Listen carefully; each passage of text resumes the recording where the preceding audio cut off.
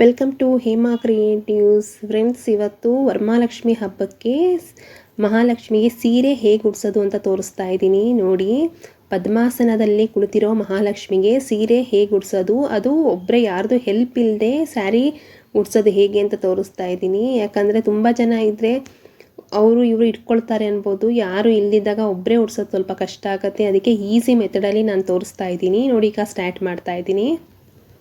ಒಂದು ಸ್ಯಾರಿ ತೊಗೊಳ್ತಾ ಇದ್ದೀನಿ. ಅದು ನೀಟಾಗಿ ಓಪನ್ ಮಾಡಿ ಸೆರಗಿರುತ್ತಲ್ಲ ಆ ಸೈಡಿಂದ ನಾನು ನೆರಿಗೆ ತಗೋತಾ ಇದ್ದೀನಿ. ಸೆರಗಿಂದ ನೆರಿಗೆ ತೊಗೊಂಡ್ರೆ ತುಂಬ ಚೆನ್ನಾಗಿ ಕಾಣಿಸಿದ್ದು, ಲುಕ್ ವೈಸು ತುಂಬ ಚೆನ್ನಾಗಿರುತ್ತೆ ಅಂದ್ಬಿಟ್ಟು ನಾನು ಇದರಿಂದನೇ ತೋರಿಸ್ತಾ ಇದ್ದೀನಿ. ನೋಡಿ, ಇದು ಸೆರಗು, ಇಲ್ಲಿಂದ ನಾನು ನೆರಿಗೆ ತೊಗೊಳ್ತಾ ಇದ್ದೀನಿ. ತುಂಬ ನೀಟಾಗಿ ಕಾಣಿಸುತ್ತೆ. ನಾನು ಅದಕ್ಕೆ ಕೂತ್ಕೊಂಡು ಫೋಲ್ಡ್ ಮಾಡಲ್ಲ, ಯಾಕಂದರೆ ಸ್ವಲ್ಪ ಆ ಕಡೆ ಈ ಕಡೆ ಬರೋದ್ರಿಂದ ನಾನು ನಿಂತ್ಕೊಂಡೆ ನಿಧಾನಕ್ಕೆ ಫೋಲ್ಡ್ ಮಾಡ್ತೀನಿ. ನೀಟಾಗಿ ಬರುತ್ತೆ, ಎಲ್ಲೂ ಮಿಸ್ ಆಗಲ್ಲ. ಕೂತ್ಕೊಂಡು ಮಾಡಿದ್ರೆ ಒಂದು ಕಡೆ ಹೆಚ್ಚು ಒಂದು ಕಡೆ ಕಡಿಮೆ ಬರುತ್ತೆ. ನಾನು 2 ರಿಂದ 2.5 ಇಂಚಸ್ ಅಷ್ಟು ನೆರಿಗೆ ತಗೊಳ್ತಾ ಇದ್ದೀನಿ. ನೋಡಿ, ನೀಟಾಗಿ 2.5 ರಿಂದ 2.5 ಇಂಚ್ ತೊಗೊಂಡ್ರು ಅಷ್ಟೇ ತುಂಬ ನೆರಿಗೆಗಳು ನೀಟಾಗಿ ಬರುತ್ತೆ. ಇದಾದಮೇಲೆ ಬಟ್ಟೆ ಒಣಗಾಕೋ ಕ್ಲಿಪ್ಸ್ ಇರುತ್ತೆ ನೋಡಿ, ಅದರ ಸಹಾಯದಿಂದ ಆರಾಮಾಗಿ ಕ್ಲೀನಾಗಿ ನೆರಿಗೆ ಮೇಲೆ ಪಿನ್ ಕ್ಲಿಪ್ಸ್ ಹಾಕಿದ್ದೀನಿ.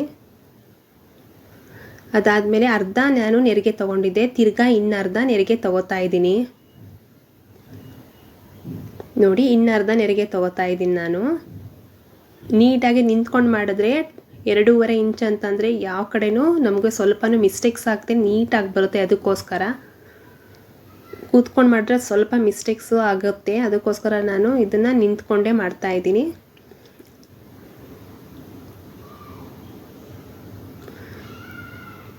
ಆಮೇಲೆ ನೀಟಾಗಿ ಮ್ಯಾಟ್ ಮೇಲಿಟ್ಟು ಅದನ್ನು ನೀಟಾಗಿ ಜೋಡಿಸ್ಕೊಂಡ್ರು, ಒಂದ್ರ ಮೇಲೆ ಒಂದು ಹೆಚ್ಚು ಕಡಿಮೆ ಬರಬಾರ್ದು. ನೀಟಾಗಿ ಜೋಡಿಸ್ಕೊಂಡು ಕ್ಲಿಪ್ ಅದಕ್ಕೂ ಇದಕ್ಕೂ ಸೇರಿಸಿ ಕ್ಲಿಪ್ ಹಾಕ್ತಾ ಇದ್ದೀನಿ. ನೋಡಿ, ಮನೇಲಿ ಯಾರೂ ಇಲ್ದಿದ್ದಾಗ ಹೆಲ್ಪ್ಗೆ ಆರಾಮಾಗಿ ನೀವು ಈ ಮೆಥಡಲ್ಲಿ ಮಾಡಿ ಫ್ರೆಂಡ್ಸ್. ನೋಡಿ, ಯಾಕಂದರೆ ಅದು ಹೆಚ್ಚು ಕಡಿಮೆ ಬರಬಾರ್ದು, ಯಾಕಂದರೆ ಉಡಿಸ್ಬೇಕಾದ್ರೆ ಚೆನ್ನಾಗಿ ಕಾಣಿಸಲ್ಲ ಅಂದ್ಬಿಟ್ಟು ಒಂದ್ರ ಮೇಲೊಂದು ನೀಟಾಗಿ ಬರಬೇಕು. ಅದಕ್ಕೆ ಕ್ಲಿಪ್ ಹಾಕ್ತಾ ಇದ್ದೀನಿ. ನೋಡಿ, ಆಲ್ಮೋಸ್ಟ್ ನಾನಿದು 16 ಬಂದಿದೆ ನೆರಿಗೆ. ನೀಟಾಗಿ ತೋರಿಸ್ತಾ ಇದ್ದೀನಿ. ನೋಡಿ, 16 ನೆರಿಗೆ ಬಂದಿದೆ. ಎಷ್ಟು ನೀಟಾಗಿ ಬಂದಿದೆ. ನಾನಿದು ಐರನ್ ಏನು ಮಾಡಿಲ್ಲ, ಕೈಲೇ ನೀಟಾಗಿ ಫೋಲ್ಡ್ ಮಾಡ್ಕೊಂಡಿದ್ದು. ಇದು ಸೆರಗು ಡಬ್ಬಲ್ ಮಾಡಿಲ್ಲ, ಸಿಂಗಲಾಗೆ ತೊಗೊಳ್ತಾ ಇದ್ದೀನಿ. ಕರೆಕ್ಟಾಗಿ 8 ಬಂತು ನನಗೆ. ಅದು ನೀಟಾಗಿ ಕ್ಲಿಪ್ ಹಾಕಿ ಇಟ್ಕೊಂಡೆ ಕಂಪ್ಲೀಟಾಗಿ. ಸಣ್ಣಕ್ಕೆ ಮಾಡಿದೆ 2.5 ಇಂಚು.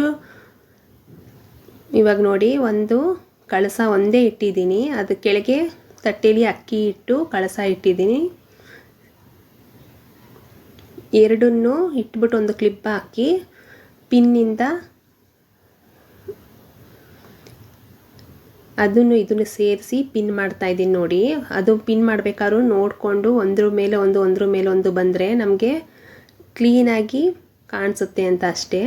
ಇದು ನಾನು ಪದ್ಮಾಸನದಲ್ಲಿ ಕುಳಿತಿರೋ ಮಹಾಲಕ್ಷ್ಮಿ ಅಂತ ಯಾವುದು ಕೈಕಾಲು ಯೂಸ್ ಮಾಡಿಲ್ಲ, ಆರ್ಟಿಫಿಷಿಯಲ್ ಆಗಿ ಬರೀ ಪೇಪರ್ಸ್ ನೋಡಿ ಹೀಗೆ ಮಾಡಿ ಇಟ್ಟಿದ್ದೀನಿ. ಲಕ್ಷ್ಮೀ ದೇವಿ ಕುಳಿತಿರೋ ಹಾಗೆ ಕಾಣಿಸುತ್ತೆ. ಅದಕ್ಕೋಸ್ಕರ ನೀವು ಇದನ್ನು ಟ್ರೈ ಮಾಡಿ. ಇವಾಗ ನಾವು ವೇಲ್ ಹೇಗೆ ಹಾಕೋತೀವಿ ನೋಡಿ, ಆ ಥರ ಸೆರಗು ಹಾಕ್ತಾ ಇದ್ದೀನಿ. ಈಸಿ ಮೆಥಡಲ್ಲಿ ತೋರಿಸಿದ್ದೀನಿ, ನೀವು ಮಾಡಿ ನೋಡಿ. ಈಸಿಯಾಗಿ ನಾವು ವೇಲ್ ಹೇಗೆ ಹಾಕೋತೀವಿ ಹಾಗೆ. ಅದಾದಮೇಲೆ ನಿಮ್ಮ ಹತ್ರ ಯಾವುದೇ ಗೋಲ್ಡ್ಸ್ ಇರುತ್ತೆ, ಜ್ಯುವೆಲರ್ಸ್ ಇರುತ್ತೆ, ಅದು ಹಾಕಿ ಅಲಂಕಾರಕ್ಕೋಸ್ಕರ.